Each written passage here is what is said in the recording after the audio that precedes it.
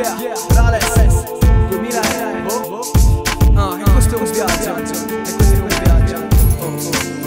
E io parto per me, per te, per tre, perché, per chi, per come, per dove, per Plutone, per conto di Giove, per navi a reazione senza una valida motivazione. Ma se parto in prima e un parto in riva mentre parto riva, porto brutta e parto Livia, tanto è brutta e magrolina. Ti porto via con me come i cinesi e gli alieni, ma non ti porto fiori come cinici a cimiteri. Dopo pochi mesi poi non ti sopporto, e se scorgo qualche torto è molto meglio se ti levi, perché ho i nervi tesi e non c'è niente di nuovo. E se questo è nuovo, non sono Primo Levi, sono il re, la regina, senza la voce di Freddy. Adoro i semifreddi, l'erba e la vaccina. Ti chiedi se mi freddi? No, perché ho il flow più duro del cazzo di Rocco Siffredi. E ti porto con me nel mio niente, nel mio tutto, e sono in lutto perenne alla fine di ogni viaggio, che sia fisico, mentale, nel bene o nel male, e tra prendere e dare preferisco un miraggio. E ti porto con me nel mio niente, nel mio tutto, e sono in lutto perenne alla fine di ogni viaggio, che sia fisico, mentale, nel bene o nel male, e tra prendere e dare preferisco un miraggio. E riattacco e riattracco nel porto diroccato, e se porto il pathos è perché ho patito per la via. Soffro di claustrofobia, di